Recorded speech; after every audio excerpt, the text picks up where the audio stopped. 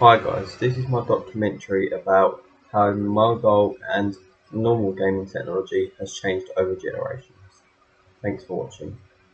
So my name is Derek Andrade. I'm in media and animation lecturer in both further education and higher education. So I work in colleges, 16 to 18-year-olds, but I also work in universities as well. Um, and I have gamed and not gamed my whole life, I guess. I've briefly looked into a couple different types of gaming devices from your age group, and first of all, I've looked into the Game Boy / Game Gear because they come out at roughly the same time, and many different people had different consoles. So, what did you have and why? Had very vivid memories of getting a Game Boy for Christmas. I was extremely fortunate. It hadn't been out that long. I think I was 9, something like that. Yeah, I was 9. I had obviously Tetris, Yeah, and I had Pit Fighter. I think because of how we saw graphics at the time, just the fact that I was playing something which felt like it had such good graphics and was so adaptive to the moves. Obviously, with something like Tetris, you're just hitting one button to change to yeah. the shapes. Um, but I remember at the time just being completely fascinated with it. But I also remember at the time the screen was incredibly small, and because I spent so much time playing on it, I had to get a magnifier. You had to get a magnifier for the screen, Yeah, which like clipped onto the top so you could see everything a bit clearer. Um, like Mario. I loved playing Mario on the Game Boy. Um, was such a huge fan of it, but once again, so much of the content was so small. But yeah, it was life changing. Portable gaming at the time was an amazing thing. I think it was that idea of having the TV on, watching a film. I've always been a huge fan of films, watching a film, but then being able to switch off and play on a Game Boy. And now that is just that's commonplace, isn't it? I think the vast majority of people watching films are usually just on their phones. You know, yeah. So you say it's a device that you could have hours of enjoyable fun on. without a doubt, yeah. But then also, having a sibling who didn't have a Game Boy, Yeah, um, it's obviously, it's a contentious thing to have in your house, isn't it? Um, yeah. but yeah, she wasn't that into it. I've got an older sister. She wasn't that into the gaming, as where I loved it.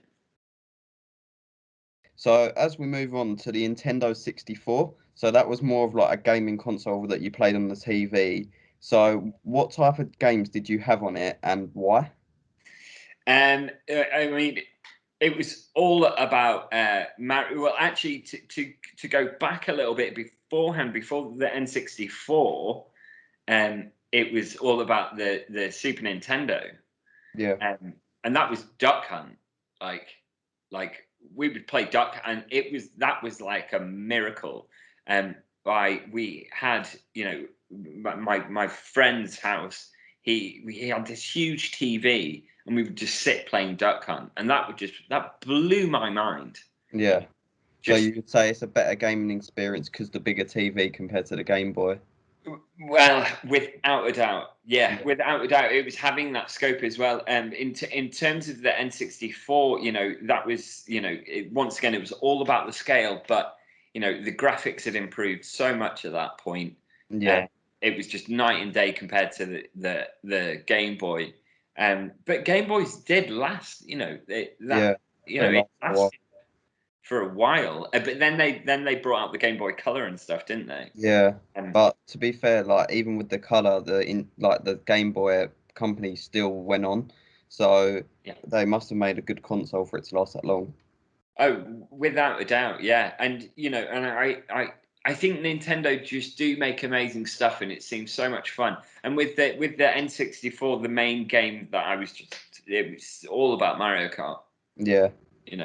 just hours and hours, days of Mario Kart competitions, playing with friends, But once again, and this is something which I'm so jealous about. Yeah. That we'd had to be in the same place to play Mario Kart, and there was only 2 controllers.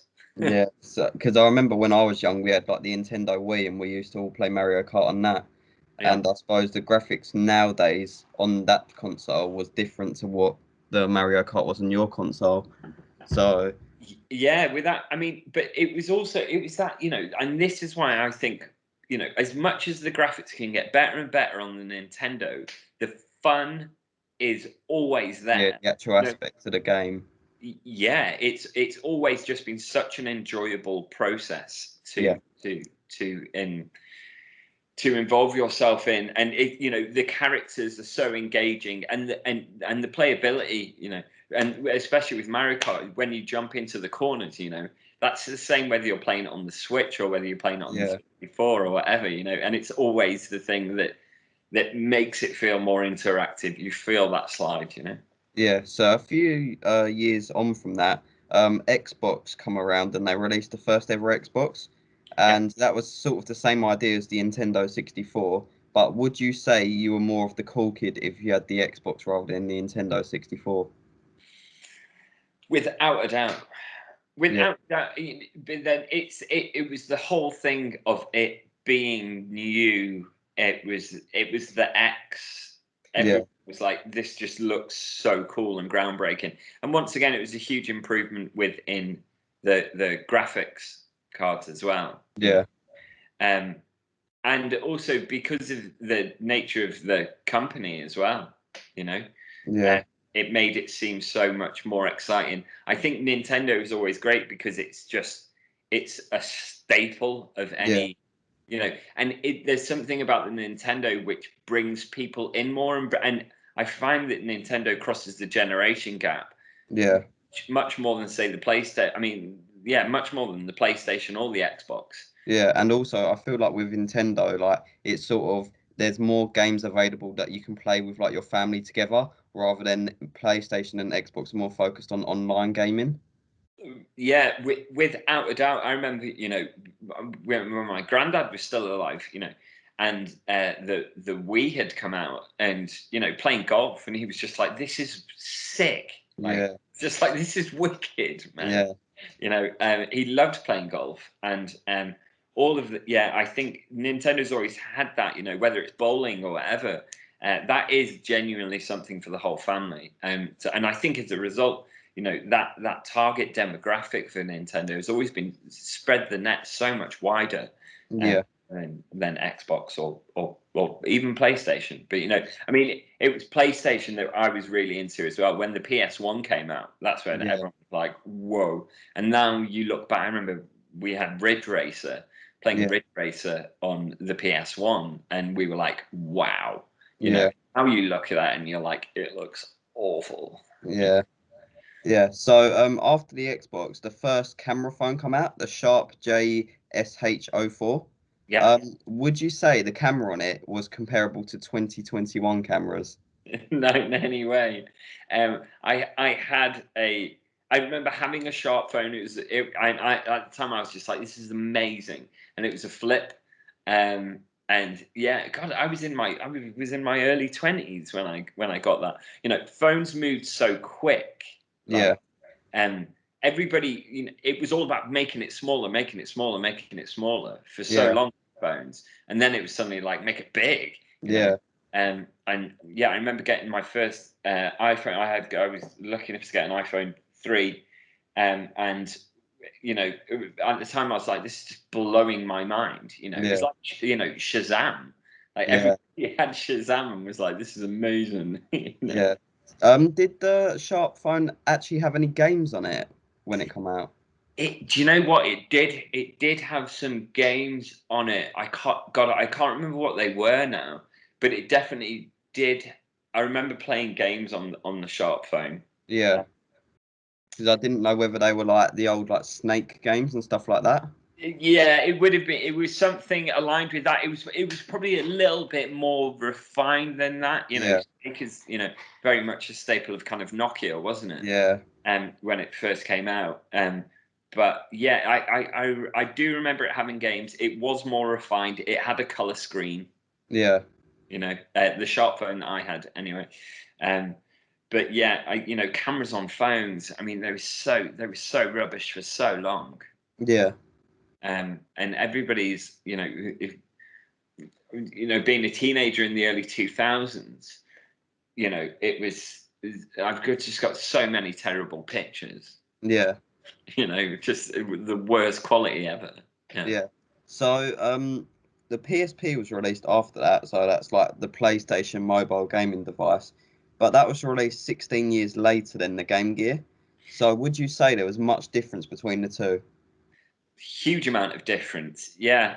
And I think, I always felt this, when it came to like the PSP, I'd never had a PSP. Yeah, And I think I'd come out of that age thing. yeah, I was listening to music and I was going out and, you know, doing other things and not gaming nearly as much. There was always a console in the house, whether it was a student house or whether it was a shared house. yeah, But we'd kind of drifted away from the kind of mobile gaming world yeah. a bit more. So were the games like in the same format sort of to the Game Gear? So were they like a hard copy? Did you have to buy them from the shop? For some reason, I remember with the PSP, I think you could. I think it was like a hard disk that you had to get for a hard um It's sort of like an SD card thing, isn't it? like an SD card. Yeah, Yeah, yeah. It was those things, and they were little. They came in those little packages, yeah, and they were overly expensive. yeah, I mean, this is when gaming got a bit nuts, where yeah, people where. But then it was so many people. We would do this with PlayStation and stuff, and you could get so many great used games for it. yeah, But then people started like when the PS2 came out and stuff. People were like, had figured out how to hack games and stuff. yeah, Um, but yeah, in terms of the PSP, I never had one. I didn't play on them a great deal. I do remember the games being overly expensive, like 40 quid for a tiny little game. I thought yeah. it was mad. It is a bit expensive. Yeah. But after that, the Nintendo DSi range was released. So Nintendo back with another device, another Yeah. mobile device, and it had two screens. Did the two screens improve the gaming experience? Yeah, I think, yeah, I mean, once again, I just think Nintendo is just cool. There was Yeah, just something cooler about it all. You know, yeah, it was like when they brought out the Nintendo DS, the 3D one, yeah, which was much later, but yeah, I think it did make a big difference of having those two screens. I'd kind of grown out of the portable gaming market at that point, yeah. but Because I this is sort always. of like my age group. I think that was the first gaming device what I had. But yeah, I remember using it, and it was a really good experience. And I've still got them now. So Yeah, I remember really enjoying it when I do play on it, but it was also I had that thing where it was like, yeah, Nintendo. yeah, Like, I always just preferred the Nintendo stuff, and it was just, yeah, I don't. There was something a bit more succinct. It just looked a bit cooler as well, I think. yeah. So after that, the first iPad was released from Apple. So Apple focused that iPad towards like mobile gamers and people so they could like read books online. Yeah. But also the games were purchased online for an app store. Do you think this was better or not as good? And personally, I don't think it was as good because parents couldn't buy like games as gifts anymore for like Christmas and birthdays. But what do you think? Yeah, I mean, I think once again, it was probably a slight generational thing because I'm older, and for me, it was a really good thing at the time Yeah, because, and especially, it's playing like Need for Speed on the yeah, iPad and stuff. It was wicked because you were actually turning, turning it. Yeah, and that was a much better experience. Yeah, I think you know at the time, sort of being in my early 20s, I was kind of like, yeah, this is awesome. And we were just, but at that time you have money. I understand what you're saying about that. Yeah. Because I'm sure it would have been a much more complicated thing, and also trying to explain that to a parent. Yeah. No, but I need to buy this thing, and they're like, Yeah, and you have to like some people will be like uneasy putting their card details online. precisely. Yeah. Yeah, that's it. But yeah, but actually playing on that's mostly when the iPad first came out. That's mostly what I used it for. Was playing games and stuff. I mean, the touchscreen thing was cool, and it was Yeah. all, So after that, Apple come back with another release. The iPhone 4 come out. So even though it had a 3.5-inch screen, would you say the games were still playable? They were playable at the time, yeah. But once again, we change the parameters, don't we? When we have something bigger and better, then we go, I can't believe it's like when you pick up one of your old phones. Yeah, you can't believe you used this for so long. And you're like, oh my God. It feels like a Tamagotchi, It feels like this tiny little thing. But at the time it felt like a phone, Yeah. It was I remember like in everybody's pairs, in all guys' pairs of jeans, you would always have your phone mark, Yeah. The phone was just always in your pocket. So Yeah. always like the stain in your jeans. Yeah. Yeah. At the time, was there any other phone brands that offered the same experience? It's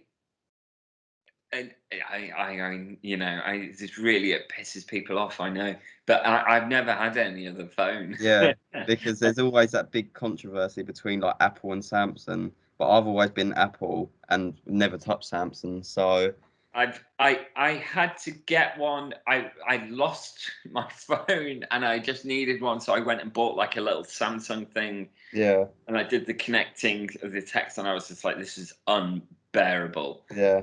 And then thankfully, but yeah, I've always just had iPhones. Yeah. And iPhones are way better. So there you go. So after that, Nintendo back with another release after a while, and they come out with a Switch. So do you think it was a good setup because you could dock it to the TV as well as it being a handheld device? I think it was, once again, I think it was genius.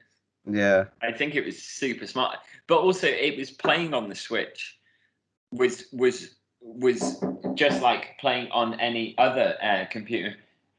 I think it was a good device because you had that portability of moving around with it, and also I think it was good like if you went on holiday with it and you were staying at like a hotel, you could use it on the TV and you could also use it on the plane.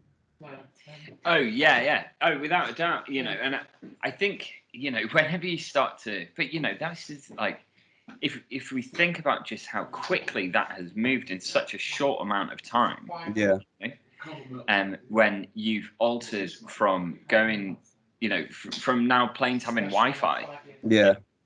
Like it was such an expensive thing to do back in back in the day. It was like using a phone, Yeah. So after that, Samsung come out with a Z Flip phone. So this was the phone that actually folded in half and it still had a glass screen. So Apple didn't really offer us anything like that when they were releasing phones. So and people thought the screen would snap. How do you feel about that? I mean, yeah. Once again, I never really went down the Samsung thing. Which is the phone which came out? I think was it like 2 years ago, and you can fold it. Is it a Motorola? This is the one. Motorola did come out with one of those, but this is the Samsung one I was talking about. Yeah. And they're comparing it to that Motorola phone. Yeah. Look, I think we're going to consistently see these changes in technology, and whether that is the alteration of being able to bend a phone. Yeah. I remember when the original flip phones came out. Yeah. And it was really cool. I always just I like the iPhone. Yeah. It's slick. It's to the point. Yeah. And I just always thought it was the best phone that you could get, really. Yeah, I feel the same way. So, last subject we've got to talk about is the future. What do you think the mobile gaming industry is going to progress onto? I mean, it's endless. It's Yeah. endless, man. Like, I think what we need to start seeing within the gaming industry, in the mobile gaming industry, is education playing more of a role within it. Yeah, And I mean, the vast majority of games that I play on my phone are like word games. I'm playing Scrap, and it's going back to this. I'm playing cards on my phone. Not obviously not gambling, but playing like Kaluki and I think, and I love doing it. It takes up so much time, and you can lose yourself in it. yeah, I think the world of mobile gaming is going to become huge. yeah. Absolutely. I agree, but I also think it could take a turn for the worse because people are actually spending too much time on it. Yeah, like I think we saw this massively within Fortnite. Yeah, And just how absurd that process became, where you had kids, like 12-year-old kids putting on diapers, yeah, nappies, so they didn't have to stop playing Fortnite. yes. That's Bad. stupid, man. Yeah, and we have reached fever pitch within gaming. yeah, But it won't change. People Yeah. are consistently looking for escapism. People are so committed to the gaming industry that now you have cosplay. It's what we're seeing within games is entire communities being created around these games. yeah, I think Spielberg kind of touches on it in Ready Player One, and I think if that film was brought out 7 years ago, we would have gone, that's absurd. yeah, But I don't feel it is because of the advent of VR and how VR is altering and changing, yeah, and altering the industries that we're all inevitably going to work in. yeah, And also it's become completely cross generational. I know we've spoken about this before, but I didn't know middle-aged women would love Candy Crush. yeah. Like Sort of like they've adapted it for everyone. it's completely adaptable because it's in your pocket, because it's just there. Yeah, I look forward to us going into that kind of Star Wars time yeah, where we're talking about holograms and stuff like that. yeah. You know, Well, thanks for the interview today. no problem at all. Sorry about that. It's all right. Cheers.